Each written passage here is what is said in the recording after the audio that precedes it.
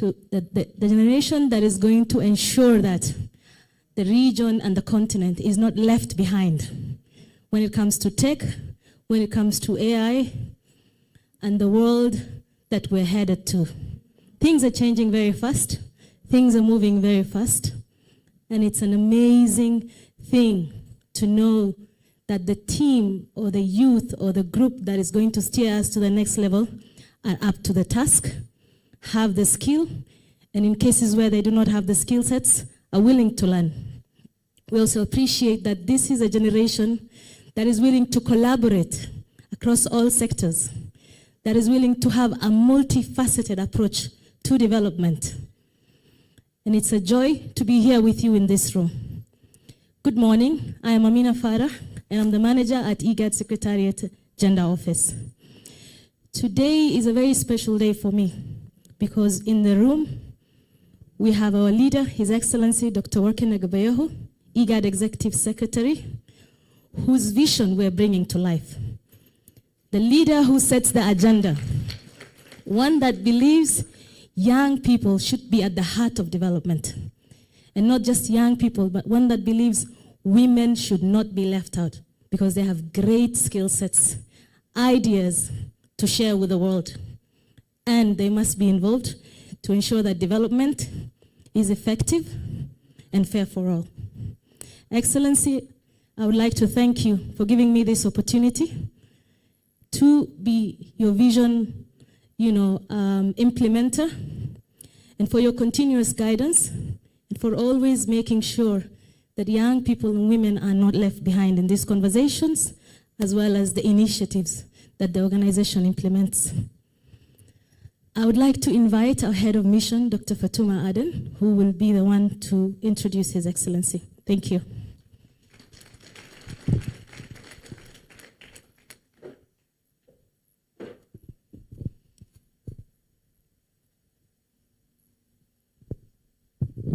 Thank you, Amina, for those wise statements.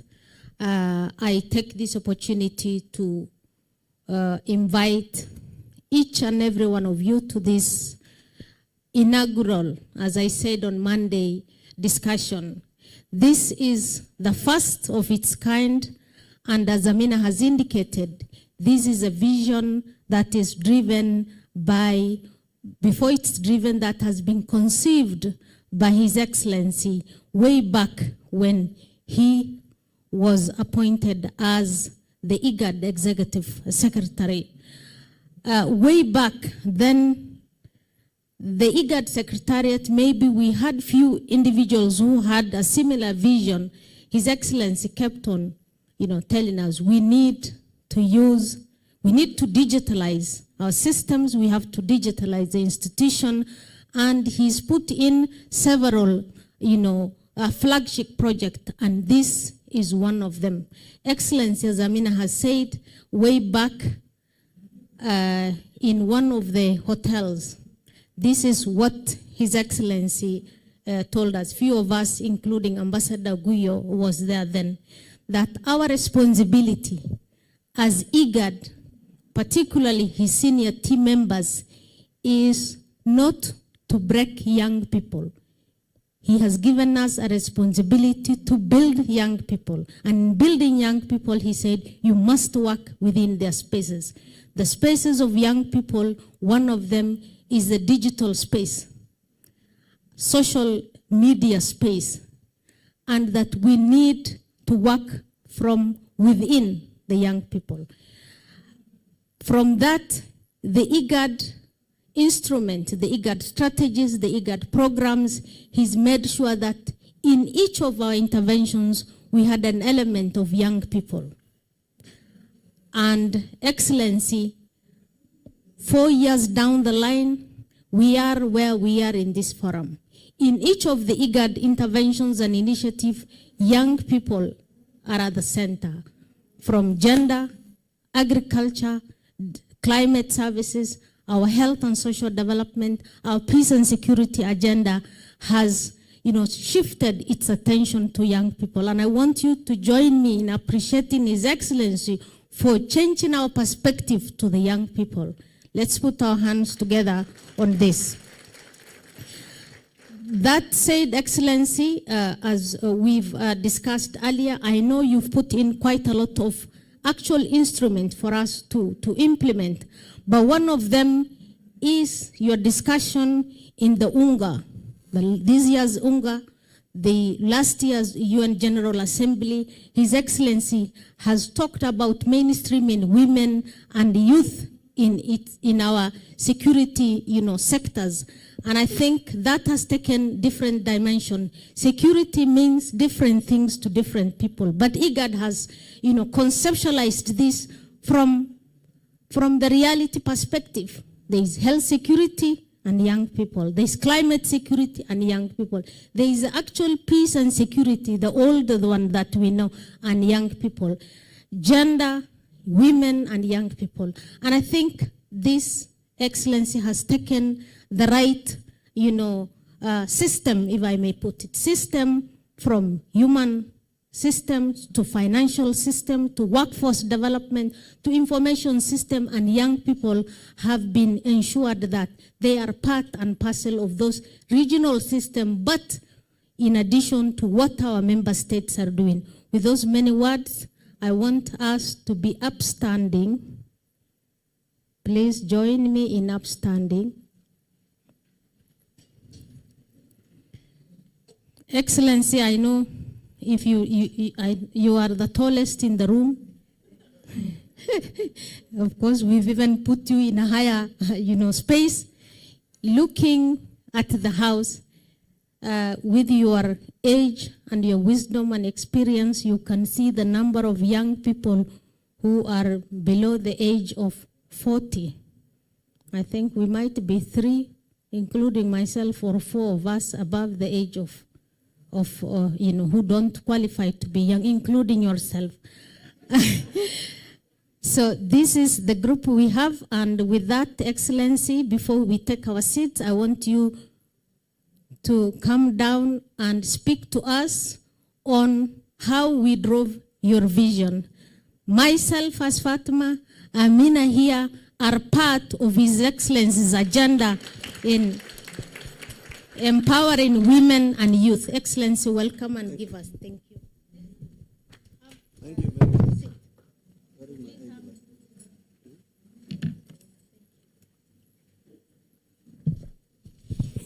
Thank you very much, Amina, the head of gender department in our organization, and also thank you, Dr. Fatuma, our head of mission here.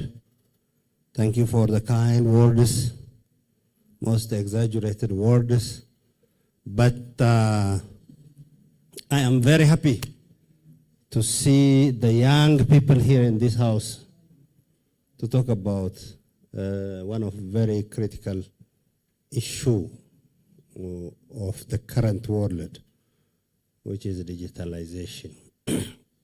I'm very much thankful for Amina and her team to organize this very important session, which in one way or other way directly related to our daily life and beyond.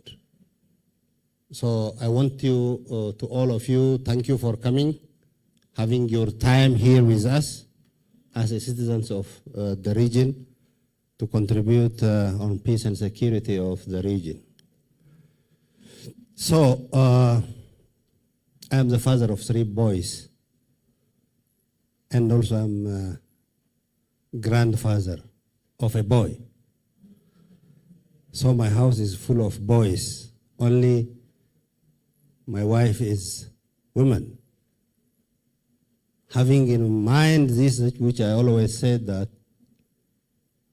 but the role, the key role of women, especially in Africa, especially in East Africa, the place which we are living is indispensable. Very difficult to think of any kind of activities without the participation of the woman.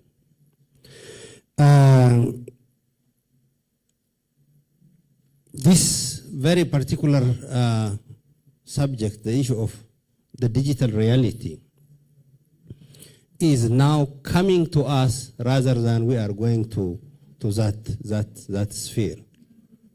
Going to each and every one of us, to our home, to our bedroom, to our toilet, everywhere, that we are competing the unapologetic revolution of digitalization.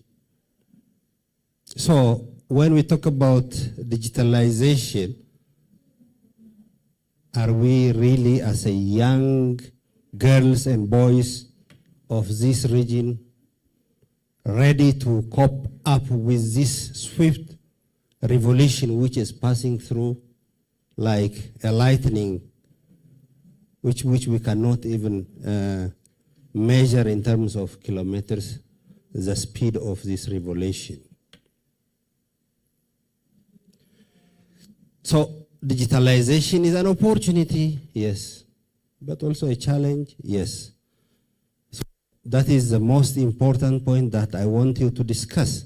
What are really the opportunities and the challenges, and the way we can balance these opportunities and challenges.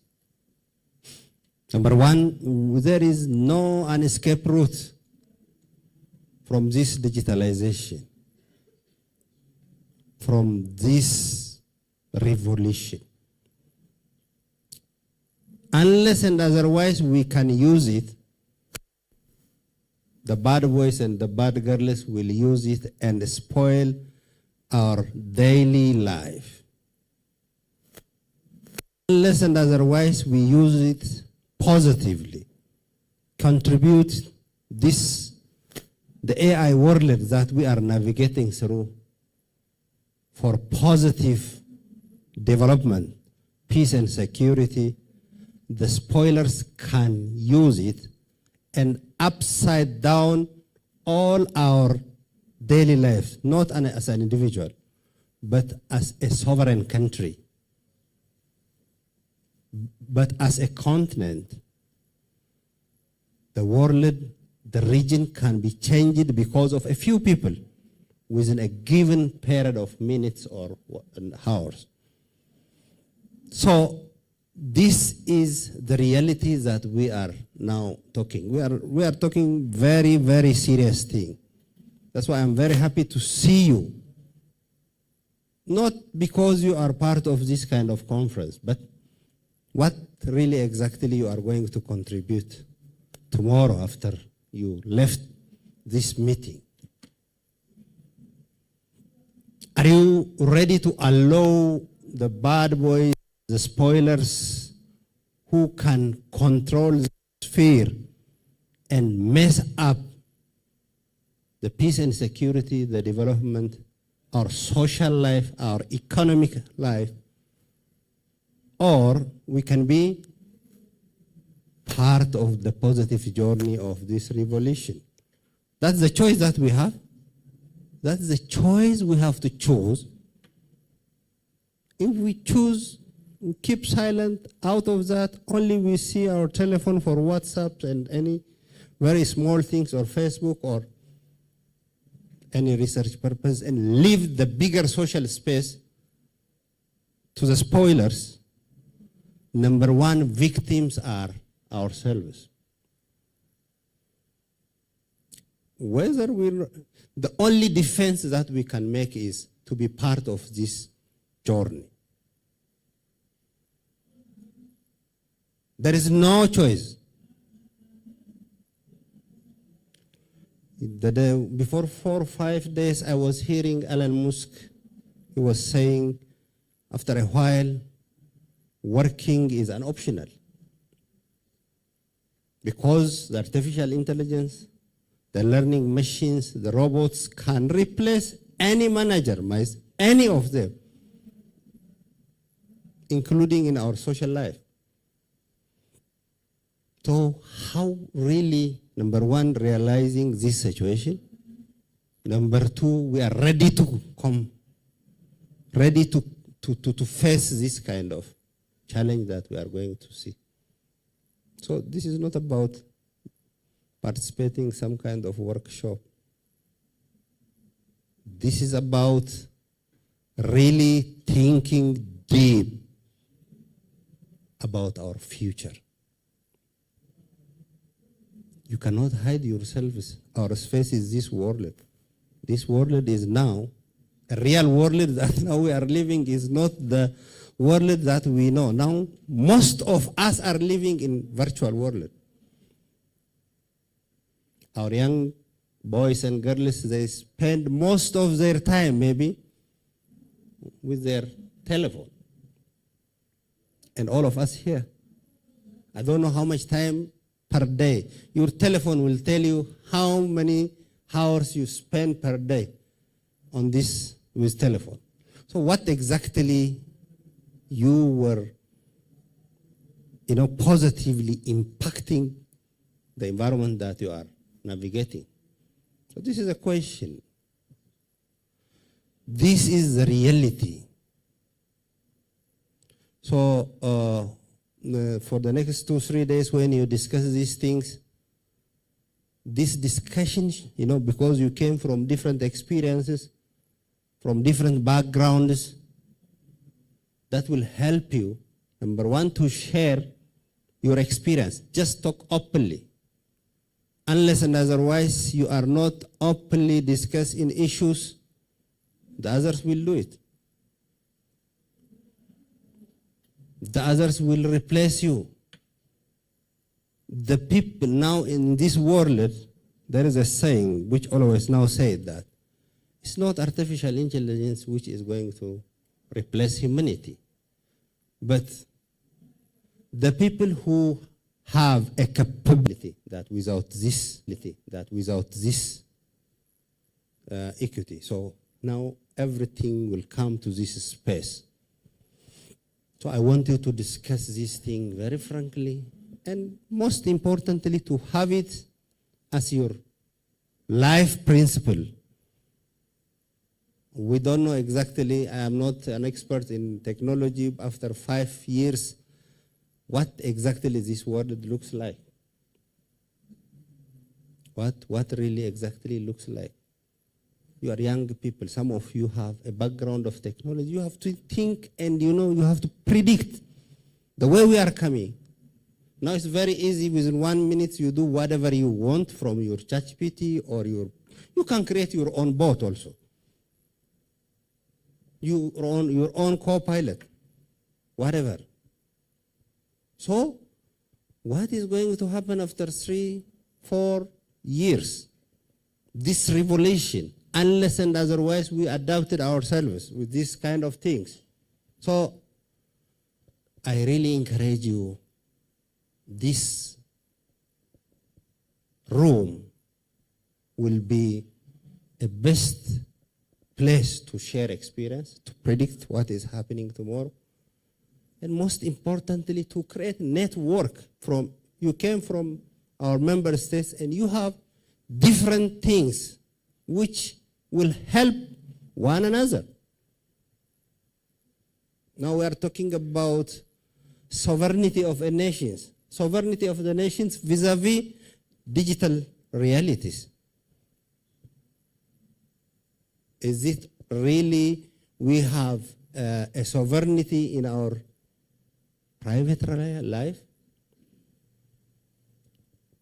Really we have a sovereignty upon our national data? Do we have data sovereignty? Are we, anything can not happen without our willing on this world that we are navigating? Privacy, people talk about privacy. This is my privacy.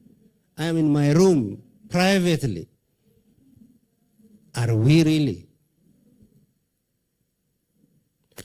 I'm not scaring you. This is the reality that you have to discuss these kind of things. And you know exactly, without exaggeration, you have to know.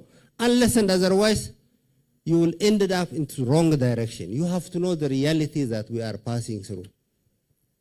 This is the biggest opportunity the world has.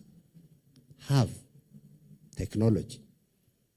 That opportunity can only be an opportunity, especially the young, you can nurture it and know it, deeply understand it, and protect yourself, protect your community, as well as protect your country through this thing. That is my message. Good day. Thank you very much.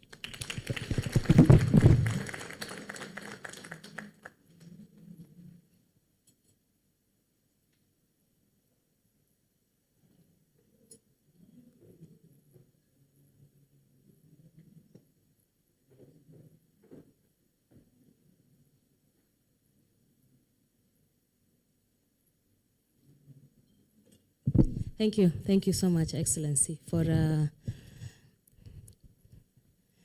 very insightful, inspiring, encouraging, challenging speech. We really appreciate. Next, we are going to go for a group photo. Yes.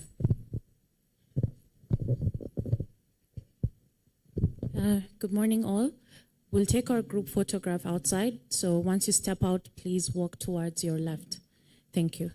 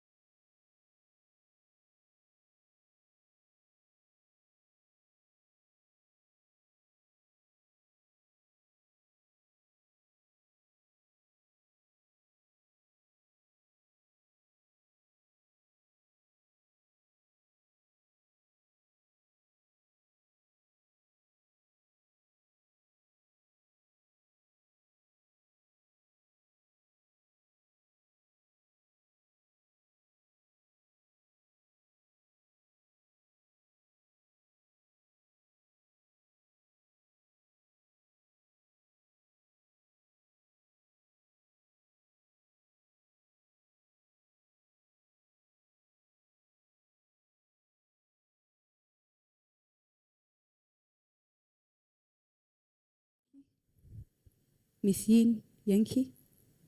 Miss Yin Yankee is the co-founder for Go Girls ICT initiative.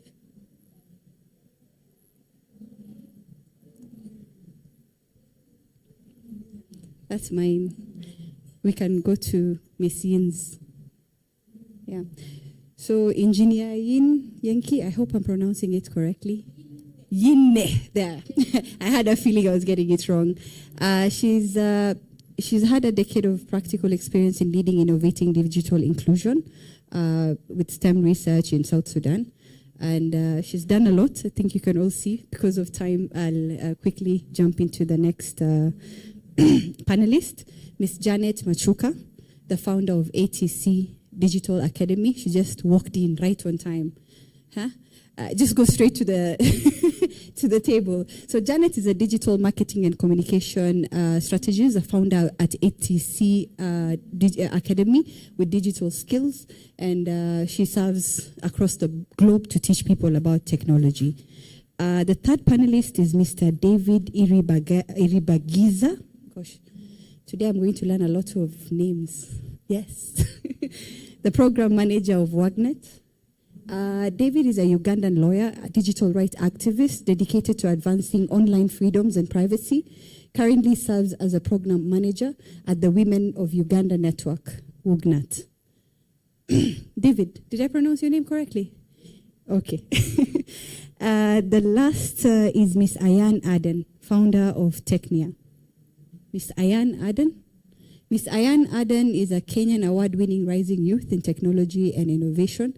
She's also an IoT engineer, working on tech-based research to improve education, farming, and health. She's a great advocate of innovation. Ayan? I think Ayan stepped out.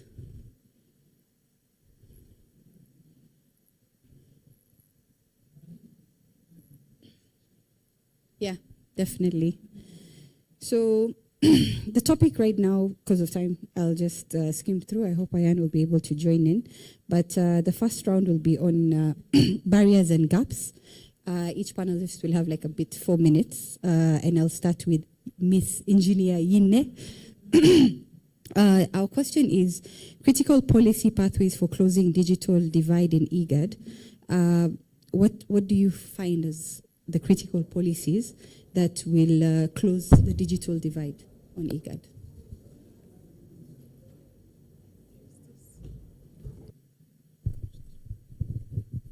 Thank you, moderator, for inviting me to be part of. Amina. Oh, Dr. I know Amina is fine. Amina. Yes. Yes. Amina. Yeah. Thank you, Amina, for inviting me to be part of this conversation. Some of the policy pathways that I can give, I think, looking at my background being an educator, I always want to start with STEM integration overall in schools, actually from primary to secondary to universities, because based on the experience and based on my experiences from South Sudan, one of the simplest example I can give is 2 years ago, we looked so much deep into the ICT curriculum to adopt an ICT curriculum for secondary schools, which was amazing because we believe that ICTs have become part of our daily lives. But the challenge that comes with the curriculum, first of all, is it didn't capture the realities that were happening in South Sudan. Most schools don't have labs. Yeah. We don't have skilled teachers to teach. So coming up with a curriculum, an amazing curriculum, and the educators are not there, what happens next? Yeah. So that also raises complete equation. And then when you go to most of the schools, we don't have completely labs. So yes, we know people are using the devices. We know we want people to be skilled. We know we want people to afford. But do we have the basics in place? Makes sense. Yeah. It's a very good strategy, educating people from school. Yes. You know, either primary level or anything of that sort. And the biggest challenge is how disruptive ICT is and how to keep up with it. Yes. And Janet, since you are an educator, how do you merge the two? How do you, like, just chip in onto the question, like, how do you educate are there programs to educate teachers specifically so that they can be more empowered in teaching students? A good question. Over the past 8 years, being in this space of training and educating people, and not forgetting that when you talk about digital skills, we most of the time forget the society impact aspect of it. And as someone who started from the digital, focused more on the young people, I came to notice that there's a gap when it comes to the older generation. And they still need to be educated, they need to be skilled, so that they can even understand how to keep themselves safe from the digital platforms. So what we decided to do, we focus more now down to the conversations, trying to put them in a local language, even if not all tech words can be translated. We try and actually have it in Swahili. If it's Swahili, if you understand your local language, you can do that. And that has actually helped us to have a deeper conversation with people who thought when you talk about digital training and skilling, it's something that they can never understand. Okay, so sorry, I just want you to build on that because now I've come to your question. How do you build on that to accelerate in terms of women leadership in maybe education, but just broadly, how do you accelerate women leadership in tech? Great. I am someone who started digital training and understanding the digital marketing space where I felt like I couldn't find another woman to engage with, to talk to guide me. So what I decided to do is I am the kind of a person who believes in community growth. When we come together, it's easier to scale faster than when I do it alone. So I built this community. I know some of you might wonder, why is my academy called ATC? That's etc. ATC, okay, fine. That is a community that was called Africa Tweet Chat. My main idea of starting the Africa Tweet Chat, now we shorten them to ATC, is to be able to connect with women leaders and any man, because at the end of the day, we need men in our spaces to teach us in one or the other, to elevate us. What we talked about yesterday in terms of positive masculinity. And through that community, it helped me to be able to access and connect with different people. Imagine if I was just focusing on me alone. It will be very hard. But now look at it. 80 years later, we have even built an academy. That is something that actually can do better.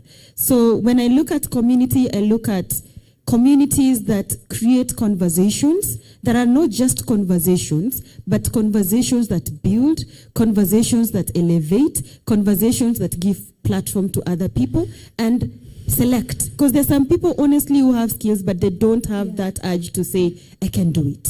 Thank you. Thank you very much.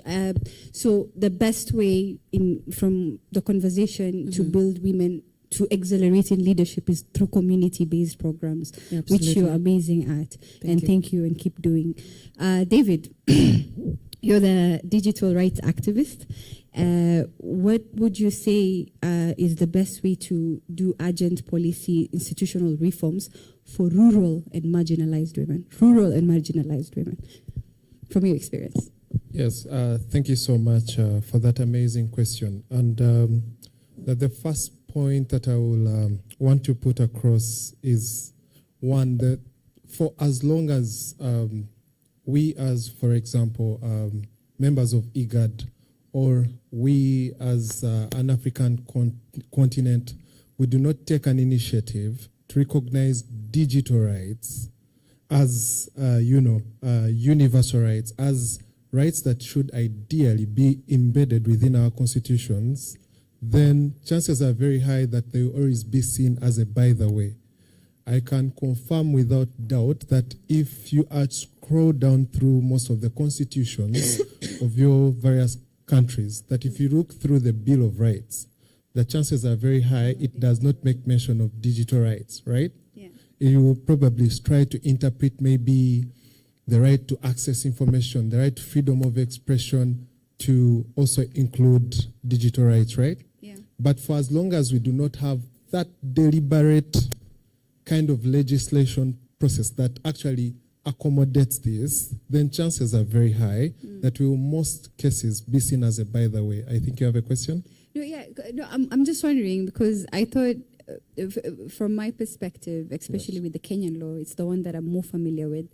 I love the rights because I have the right to information. I have the right to withdraw it because we have a data policy. We actually have the law within our country that gives us the 7 rights, digital rights. Yes. And I'm hoping for Uganda and Sudan and everybody, but at least in Kenya, we're slow on implementing, quite slow on implementing, but I think that's why it's hard to manage social engineering on our social platforms, especially in Kenya, because of these rights and how it's shaping more from my personal experience in Kenya.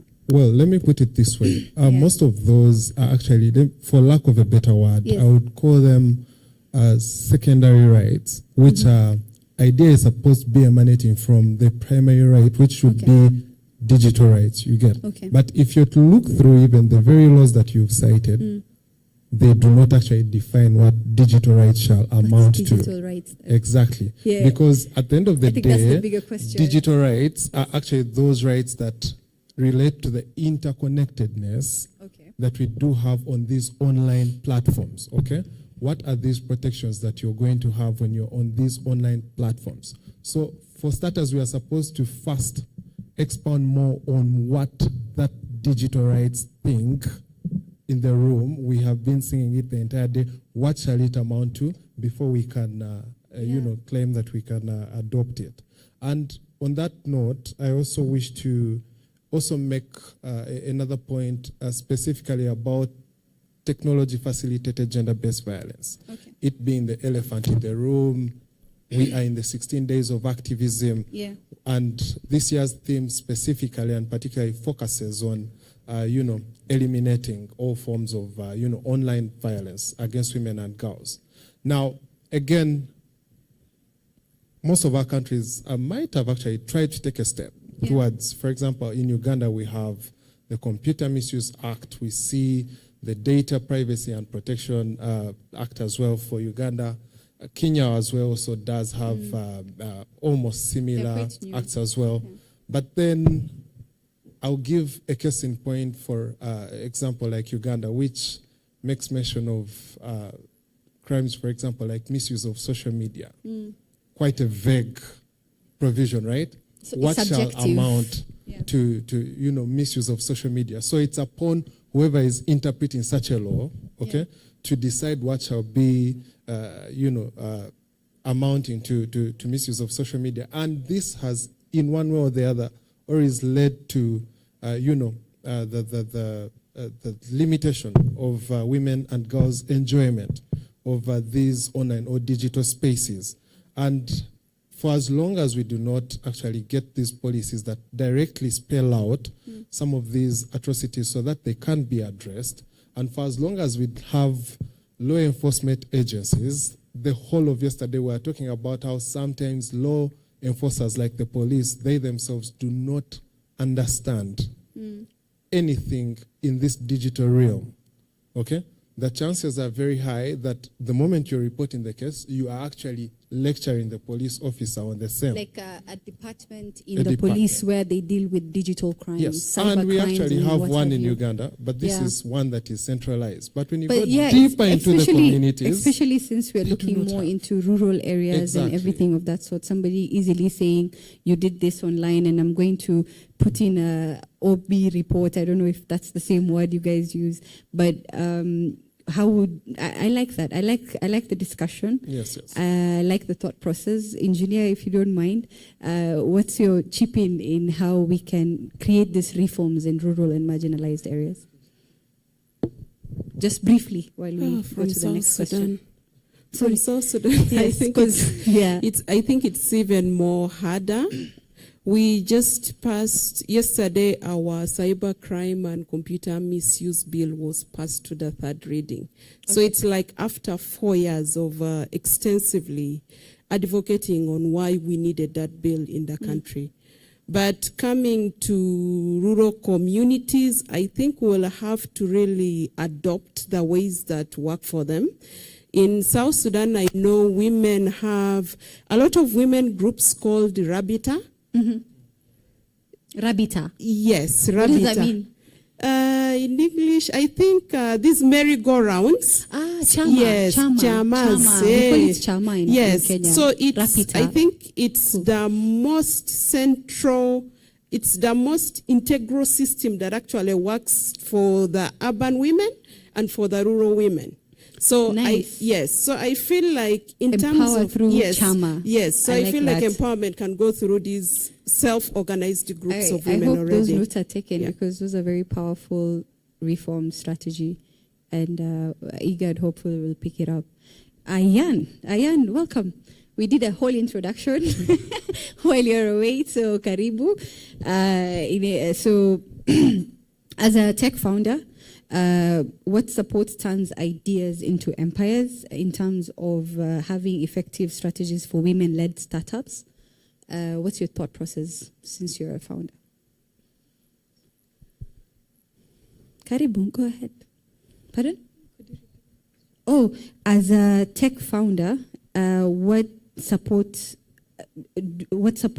TAN's ideas into empires, and what effective strategies do you think are good for women-led startups? Because this forum I think is for women and youth specifically. For women, we've seen several programs being put forward, but specifically when we start on the basics of getting rid of the barriers of entry, down to even the mama mboga herself, does she have connectivity to make orders? Is the internet affordable to her? Does she have the basic digital literacy to make her business better, etc.? But that is just the foundation of removing barriers of entry for women and youth. But we're also speaking of other things like funding. Yeah, if I wanted to start a business today and I didn't have any funding, how could I get funding? And that's why we see banks have programs for data, etc. So banks actually, I've seen this in Kenya a lot, where they focus on women programs to support entrepreneurs with even microloans that are down to 10,000, up to 1 million, 10 million, 100 million. So I have seen how As a loan? Yes, and there are times where these same banks also provide a revenue sharing model. So when you hear, I'll go pitch to the bank, just know that there's a tier of people who actually go pitch the bank as a business. And they don't necessarily get loans, but they get business support in this case. And for that, you also have to have had revenue that can enable that. But in short, increasing the number of VC women focused institutions and programs. So most of the VCs these days, they have special programs for just women and youth. And I like that because at least we've segmented. Because a while back, we used to have 4% of women-led businesses receiving funding. Yeah. And so when you have 96 to 98% of men, or rather of the total population receiving funding for a business being men, it brings in a lot of bias in terms of women not being capable of leading businesses. It brings a lot of bias in terms of where are the women-led businesses. Or those are some of the biases that we need to get rid of. No, I like that. I like the fact that it's not about just looking for grants and just, a handout or something of that sort. You're actually going and pitching your idea to be funded by the bank. Now, furthermore, Ayan, and I'm sorry, I'm just going to be more specific because you're a Muslim woman. How is the Islamic part of financing for women in a startup? So for Islamic financing, what they do is, first of all, you have to have a proven record of revenue. And the amount they'll give you will probably match around the amount of revenue you make in a year. Okay. And then they'll do the profit sharing. So It's not about the lending. I don't think they do the lending, Yeah. but they do support you through, for example, if you have a business and you wanted to buy stock, they'd pay for that stock directly to the vendor. So you have to provide your vendors for Islamic financing and they'll pay directly. So Yeah. money won't go through your hands. So in short, for banks, because unlike grants, banks need to have a track record of that you can be able to generate money and they try to match it. But more importantly, how do you get there to that generating? Does it take you a lot of years? How do you get there? Because I'm sure there are a lot of youth here who would want to know, I want to find a start up a company with my own money. I want to pitch, but I can't pitch until I can show that I have income. I Does think it take a lot of money yeah. or time? Banks are actually usually the last option for anyone doing a startup. And I know we all know that. Yeah. Usually we go for angel investing where VC equity firms usually come in and say, we're going to give you $1 million in exchange for 20% of your business. And they'll actually support you in terms of scaling. But also that's why there's Series A. When you're going for Series A or pre-seed funding, you're selling just an idea. You're not expected to have a product. What are the most common places to get those seed fundings? So in Africa, there are a couple of angel investing firms. One of them that I know is Safaricom. Okay. Yeah, there's a program by Safaricom called Spark Accelerate, Okay. where you apply and you could or could not win 100,000 USD. Beside that, you also get business support, and Safaricom gets to own a share of your business. So these are some of the things that enable us as. That's our first round. We are just exploring the barriers and gaps in terms of digital inclusion. And I hope the youth and the women, at least now you know, they seed funding, go look for VC ventures. Since you're digital people, just go and search. I'm sure something will come up, and be bold enough to present your idea. The second round is about more solutions. So, Engineer Yine, back to you. From Go Girls, what grassroots fixes pair with big policies? Since, like, the community intervention complement policies for girls in STEM. What community interventions can you come up that complement policies for girls in STEM? I think I will share from my experience of the work that I've done with Go Girls. In South Sudan, I think I shared this story within the room that when I began teaching, I had no girl doing computer science. And the following year, when there was a call by UNDP, me and my co-founder decided to apply, and we got some funds. And I was like, I really want to understand where this whole problem stems from. And that led me to interact with a few primary girls, with a few teachers. Then I moved to secondary because at the university I had now gotten the understanding of the gaps. So I tried an engagement with the girls from university, secondary, and primary. But it was very interesting that the girls whom we had brought from secondary and primary schools, all of them were withdrawn from the program. And later on, I came to learn. They withdrew, or they were withdrawn? Well, some withdrew, some were withdrawn. Majority were withdrawn. Why? So we came to realize that it was more of who we are, our culture, and how girls have been conditioned to stay at home because it's Saturday, you have to cook, you have to clean, and that's what's required of you, not you going for an extra program. So with that, as Go Girls, we introduced a program called Family Visits. So when we are mentoring you, we come and spend a day at your home. It's very hectic, but it worked because with spending a whole day with the father and the mother of this child or the entire community, we are having conversations. But you could do more numbers. Exactly. You're limited. Yes. So we limited, but with time, that was our first year because it was a pilot. We realized it was successful. Yeah. The subsequent years now, we decided to bring the families into one existing family in the community to now showcase and have conversations around STEM, around the challenges they are having, and around the challenges that the young girls are having together with their teachers. Because also schools have their own limitations. So for me, I think mostly I've learned from the work that we've done that we've had so much influence in the communities, and that's one thing that helped us as Go Girls to actually push now for national policies, because we knew where we're coming from. You're literally going for the girls. Well, there are some young men too, but majority are really girls. I'm a woman, so I have to support a fellow woman. No, yes. I mean like you are actually going. Yes, for them. yes, You're we are actually a going, Go Girl, and we will you know. continue going, The yes. mission of Go Girls Yes. is going to the girls. Yes. So thank you very much for that. Our next question is to Janet.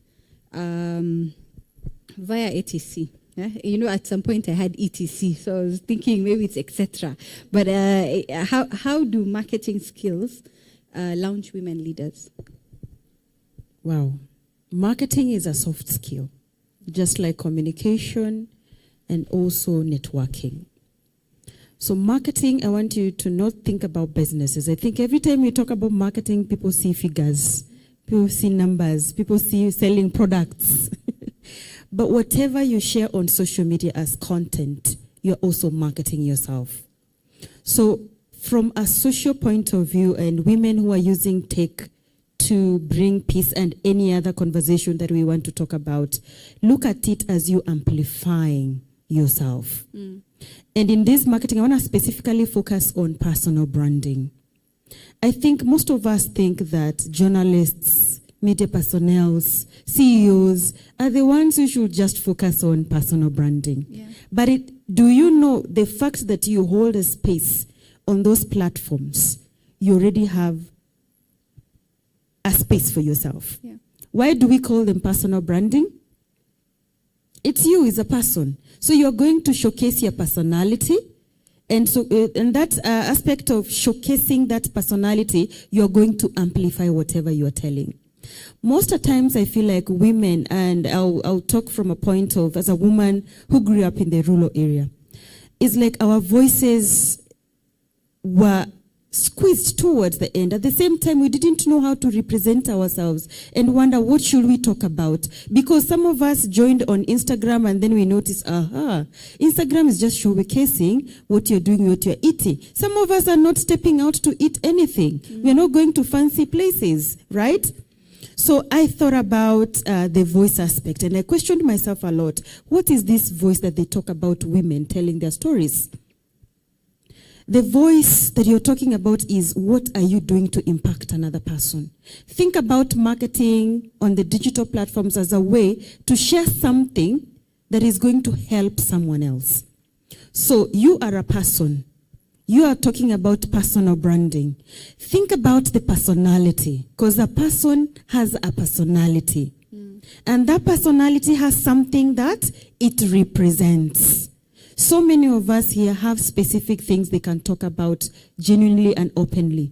Health conversations about women, gender conversations and activism. So how are you packaging it to share it on the platform? So marketing for me, I don't want you to look at it from a point of, oh, I need to have a service, I need to have a product. Look at it from a point of amplification, advocacy, visibility. What we talked about on Monday, agency. Are you an ambassador? Are you an agent of a particular social issue as a woman? I like that. So now that women, I'm also in the health sector. Okay. We have a lot of women. I think 70% of the workforce is women. However, in the leadership zones, you'd find that women are still quite underrepresented. How would marketing enable women to reach to that level where they can level up and actually use marketing in their personal branding to level up to be the leader? Good question. One thing about women, we have different phases we go through. And sometimes you just want someone to hold your hand to push you to the next level. And this is something that I've been so intentional focusing on this year.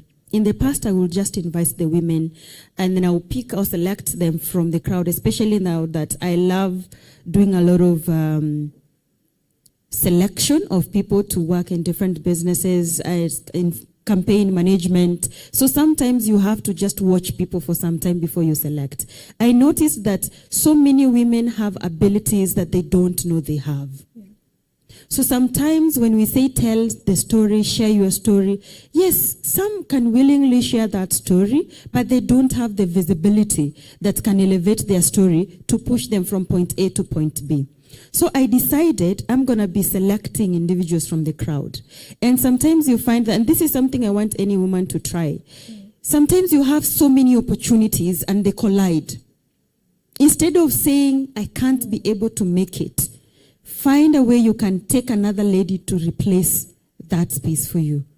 That is how actually I've been able to grow. Because there is someone who always does that to me and for me. A sponsor. Technically, yeah. You know, Yes. people talk a lot about mentorship, Yeah. but it's more like sponsorship. Sponsorship, to be honest yes. with you. And that has actually helped me also to share my story further. How? If I give you an opportunity to go and represent me, actually, you're not going to represent me. You're going to represent Present yourself yourself. as well. But you're going to tell that story and say, somebody gave me this opportunity to opportunity. come here. And all your life, you will be remembering that person. Yeah. And that is how you build each other. We have done that a lot. And for those who have ever interacted with ATC conversations on X, you'll notice that every week when I have conversations, I'm so intentional on bringing more women into this space. Something else that we have done this year a lot is there are so many women communities. I don't want you to think about baby shower. I don't want to think about birthday. Nowadays, women are doing the communities intentionally. And this is what I mean. We have communities where we just want to go and learn business, talk about our businesses, collaborate with each other. There are some programs we have even decided to partner. Like, for example, let's say if you are in the finance space and you're running a business there, and I'm in the marketing space and I'm running a business. So instead of you just connecting with your fellow marketing woman, you think about cross-sector collaborations and networking. That has actually helped us to build like a mentorship program where I have someone I can actually ensure that he's my counter partner to make sure that I'm accountable to so many of the things that I do. And at the same time, I have to be accountable. She is accountable of what I do, and I am accountable of what she does. That way, we have been able to build a community where it's no longer about, oh, women support women, but we are actively doing that. And that means we're elevating each other into the point of leadership because we are pushing more for visibility, talkability, and telling each other's story. Great. You know, there's a saying they normally say, if you want to go fast, go alone. But if you want to go far, go with people. Absolutely. Yeah. And collaborating is actually the best way to do it. David, we're back to you. We're more talking about solutions now. There's a lot of lack of connectivity and everything of that sort. So from WAGNET perspective, who teams up to connect with the unconnected? How do you find partnership to have equitable connectivity? Yes, thank you so much for that question. I can guarantee that actually one of the quickest ways to connect the unconnected is actually through building not just partnerships, but partnerships that will actually work. Yeah. And I'll give a case in point of some of the work that we have done as Women of Uganda Network in northern Uganda. Now, as you stray away from the capital of Uganda, which is Kampala, access to fast and reliable internet actually dwindles. It shrinks as you move further into the remote areas. That despite the fact that we have the universal, access fund, that is in most cases handled by You guys also the have government. universal access? Yes, we Fund? do. Okay, cool Yes, stuff. we do. That it has not been used, efficiently to make sure that there is proper infrastructure, telecommunication infrastructure, to make sure that these women and girls are in a position to access such. But as Women of Uganda Network, we actually did implement the Community Networks program, where we specifically targeted areas that we very well know that women and girls or is accessed and would ideally want to exploit the internet, access the internet to be able to better themselves. I'm talking about schools, I'm talking about marketplaces, I'm talking about hospitals, because you'll be in a position to access information about healthcare. You'll be able to market your products, your produce online. So sorry, like you can go to a hospital and you get the Yes. access, or when you are in So the what we internet, you can do- get access about the So hospital. what we do is actually connect Wi-Fi hotspots in those various areas. in marketplaces, And what we schools, and do, hospitals. yes, Okay. exactly. So what we do is partner with entities like the government, okay, the local governments Government. themselves, Yeah. to further sustain these interventions, to make sure that it is now part of their own programming, that when they are budgeting for the district, Yeah. they also budget, for example, for their bundles that they will continue, okay? So before you know it, we Public had women access. that were in a position to actually access this information, okay? Again, we are speaking about collaboration, and it again comes back to the bits of accountability. That at the end of the day, through accountability, rather through these collaborations, we are in a position to check each other, mostly through dialogue. That we, as for example, civil society, that we as development partners, we are in a position to put, for example, government to book when we ask them, the Universal Access Fund, how is it being used? We do not feel that It's it is being utilized used the correct way. Exactly. Yeah, and you challenge them so that they can budget in a way Exactly. that is more beneficial to And the we community. do that with research, Yeah. whereby we actually do Evidence-based. research, very evidence-based, so that we... But are they willing to take it? You know, it's usually very easy to say evidence-based, but when Yes, you yes. work with politics and you work with people in government, to be honest with you, it's not easy for them Yes. to go with the evidence. They go with what Yes. suits them. Yes, exactly. And advocacy, sorry for those that are engaged in advocacy. Advocacy was never going to be a one-night meal. Yeah. It is something that you are going to pounce on every day, day in, day out. For some, it even gets exhausting and they even pull out of it. Yeah. Okay? But like really, as you're pulling out of it, please hand over to another. So I think still through continued, we have seen some progress, of course. We cannot say that there has been no progress at all. We have seen some progress in certain instances. I was, for example, talking about aspects of technology facilitated gender-based violence, which has played quite a big role in hindering women and girls from accessing the internet, because some of them have a biased attitude towards it because of the things that have happened there. But through continued advocacy, it is from that we have, for example, seen the likes of the Computer Misuse Act, data privacy and protection laws coming up, data privacy and protection officers being instituted, and them actually continuing to Are they handle cases. implemented? Actually, I can try to make a case for Uganda Yes. that just, I think, about like 3 months ago, we did witness a ruling against Google for their non-registration with the Data Privacy Office, which they're supposed to do. Yeah. Yet they are data collectors and transmitters. So they were actually brought to book by the office, which gave them an order to register within a stipulated amount Wow. of time. Yeah. So in actual sense, there is They're the starting. continued talking. Yeah. They're starting. I mean, it can't be Yes, perfect, it but can't you be have to perfect, start somewhere. But there is a starting point somewhere. Yeah, and you have to continue advocating until you get to the level you want. Do not get tired. Yeah. It's all about advocacy, and I think having realistic expectation as an advocate is also very important. Exactly. But I love that perspective. Target public access to actually make people more connected, and more importantly, I hope you also advocate for your network providers to make it more affordable. Exactly. Yeah. So last question to Ayan. At Technia, what model scales women in tech? Like what successful funding models are best for? But you've talked about it, but expand more. Yes, I want to talk about the character of a successful entrepreneur. And people usually think you need money to start a business, or money. I'd say money is an important. It's an important factor when you're starting a business, but when you look at in the real sense, oftentimes the funder and the operations person and the business bring in almost equal value.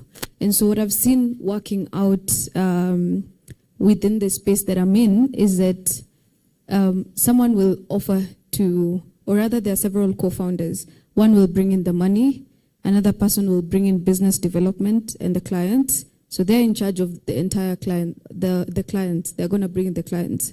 And the third person would be in charge of the technology. Yes.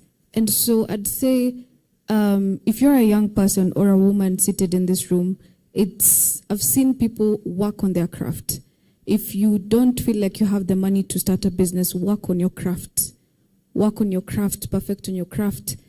I mean, if you were the best, assuming you were Machuka here, yeah, I'd definitely invite her. If I had a business, I'd be like, yeah, come in to do the marketing. Yeah. So that you're not winking in the dark. Yes. And oftentimes when someone is good at a particular craft, they're not required to bring in any money. Your value is what you're bringing to the table. And so if you look at spaces where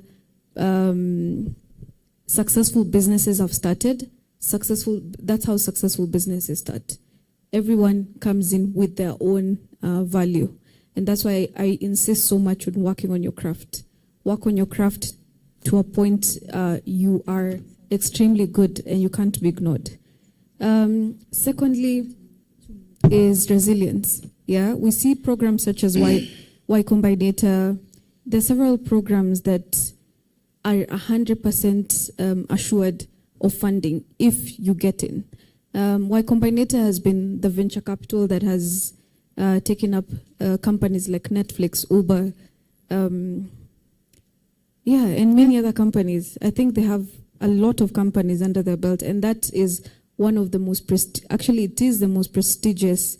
Any startup founder must be, like trying to get funding from Y Combinator. Yes. So maybe as a last question to each, like 10 seconds, 15 seconds, yeah?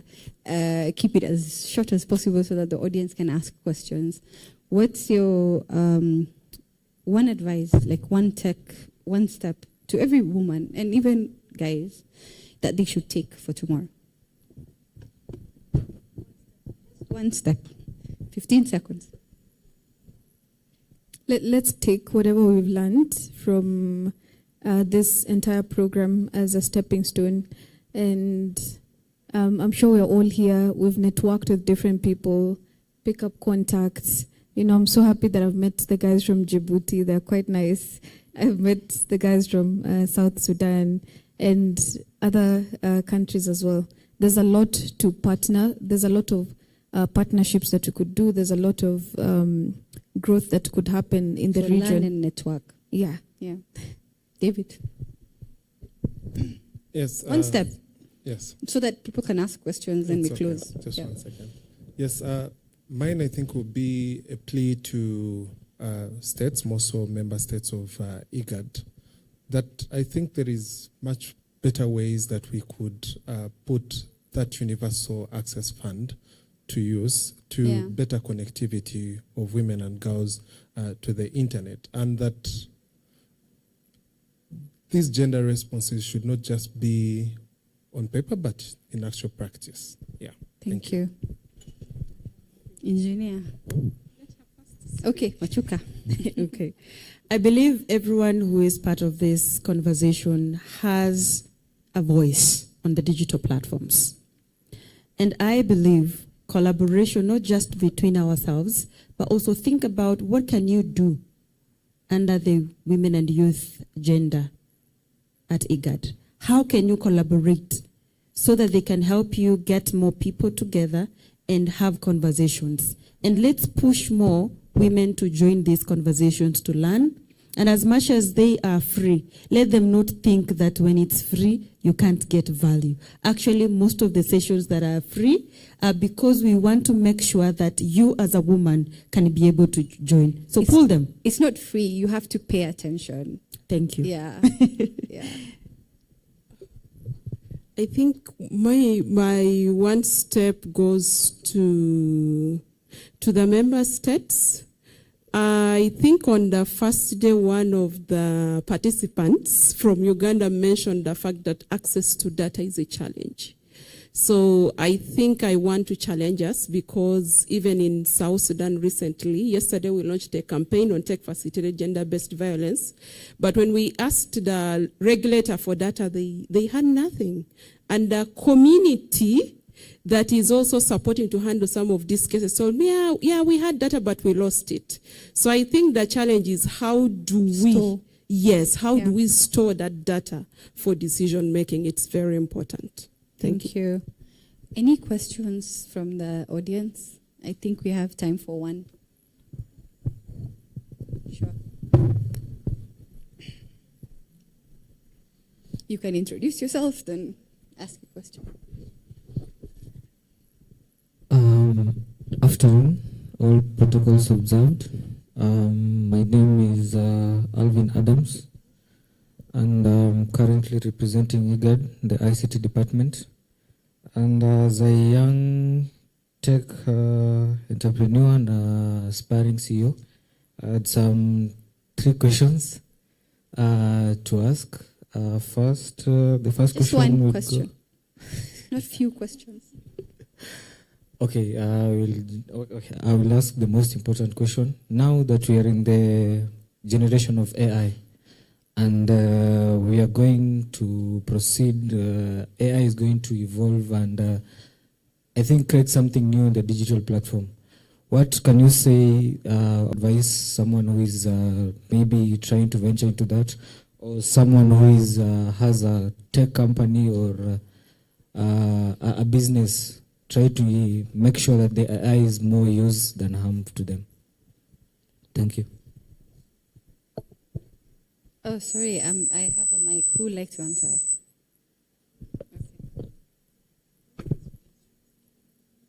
Yes, thank you so much for that question. And of course, like you did make mention of, AI is not anything that is about to go away. And I think one of the things that we can do in that regard is to have, first of all, the general public appreciate what AI is and whether it is, in actual sense, a walking stick that is meant to help us. And how do we do that? One, it's through AI literacy, that they should, at the end of the day, be in a position to understand what exactly AI is and how much they can benefit from it.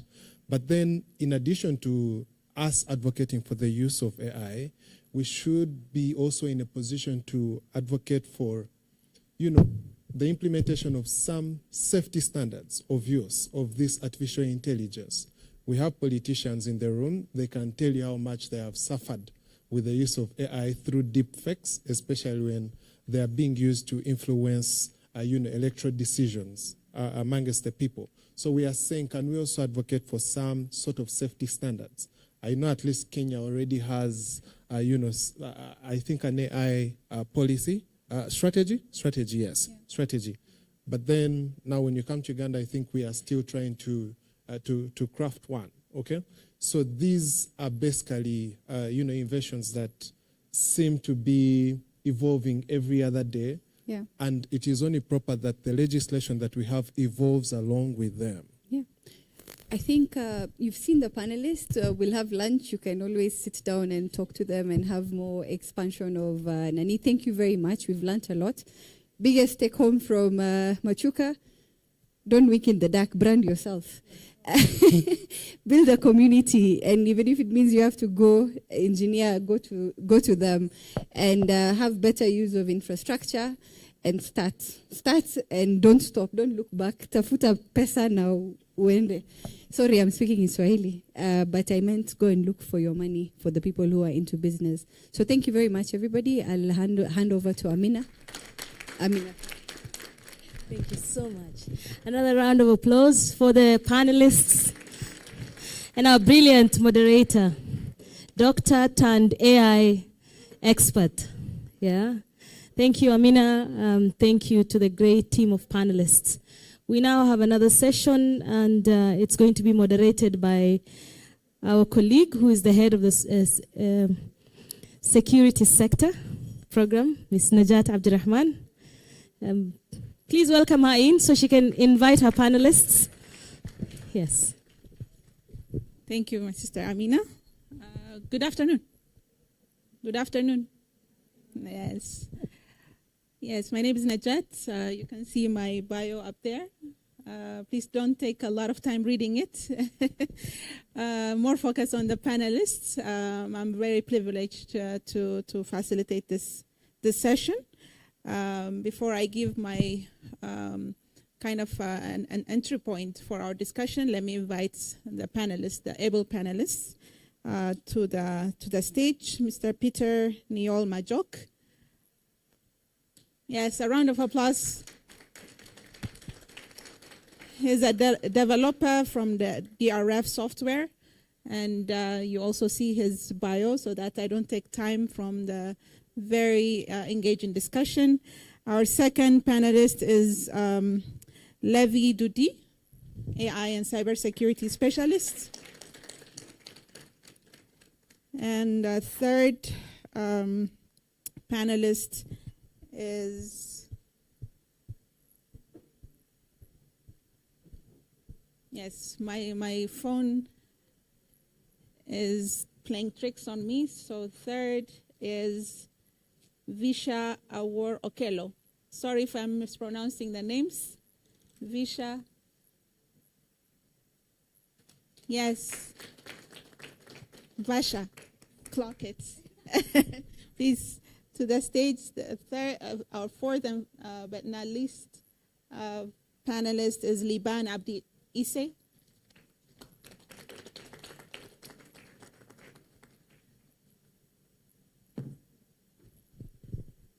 Yes, thank you very much. I'll sit in the middle so that we have a very close interaction.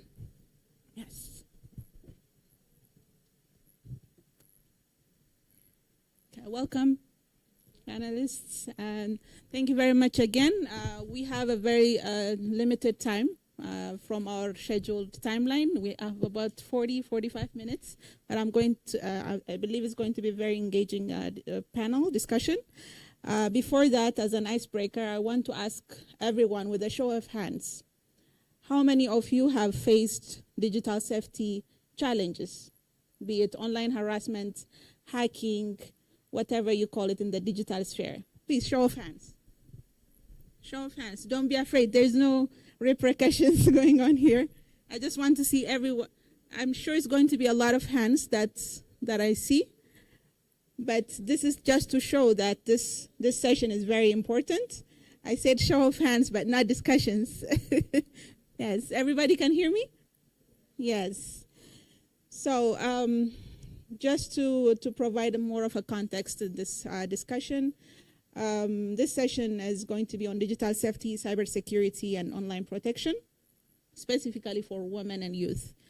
As we continue to navigate an increasingly complex digital landscape, specifically in our region, it is critical that our regional efforts respond not only to emerging online threats, but also to the unique risks faced by vulnerable groups, in this case, women and youth.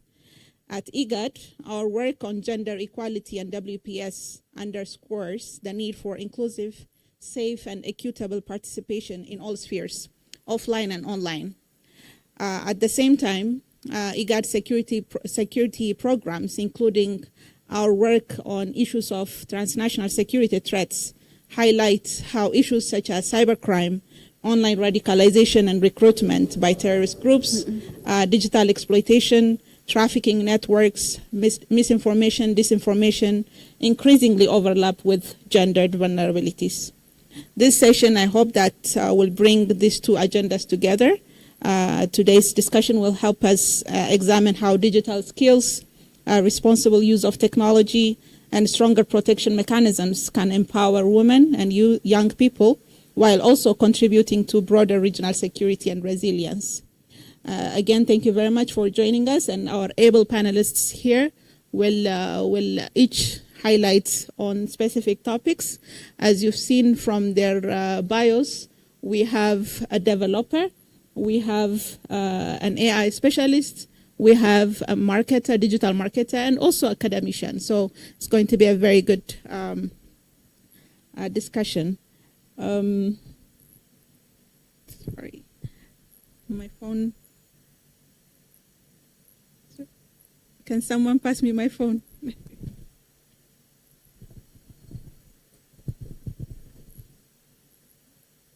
Thank you.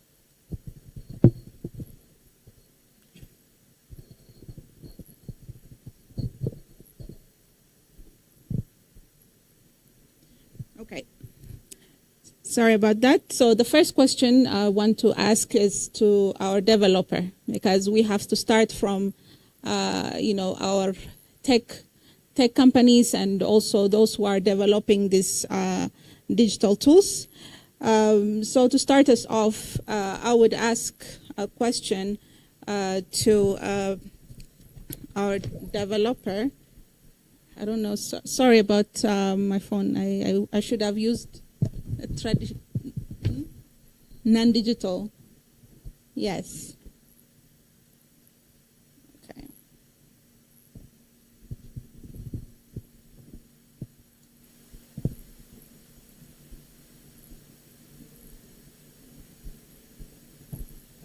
Mm-hmm. Okay.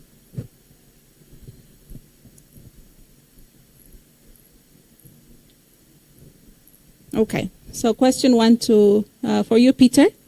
In your work as a developer, what do you identify as the most pressing digital safety threats facing women and youth today, particularly on social media and messaging platforms? Over to you.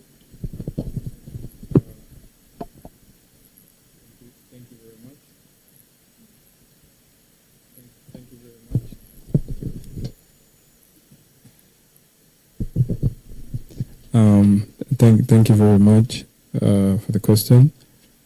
I think for me, I believe most of these threats are not future. They're already here. Most of these challenges are already existing. And the online gender-based violence that already exists is mostly there's revenge threats. I think some of our colleagues are aware of most of these things, especially someone having access to your personal devices, and then they go ahead to talk things, terrible things, and then there's doxing. Most women currently face most of these challenges. We have AI lowering the cost of harm. Algorithms have gone ahead to amplify most of these contents, and they're shaping the young boys growing up to become misogynist to a point that they only believe what these algorithms are giving out there. And another thing is it has become coordinated to a point people create WhatsApp groups. They create WhatsApp groups, they start talking about individuals, and in Telegram and all these other social platforms, they send texts, they send images. Some even go ahead. Recently, there was an image of a lady on Twitter where people use AI to prompted to generate certain things about that particular picture. So it's a Nigerian lady, and there was a lot of noise, and most of this is people make it look like it's noise, but it's not actually noise. It goes beyond borders. The harm goes beyond borders. So I think I believe also we need to understand that this online is not just noise. It harms people that are close to these individuals. It harms people that are even far in different regions.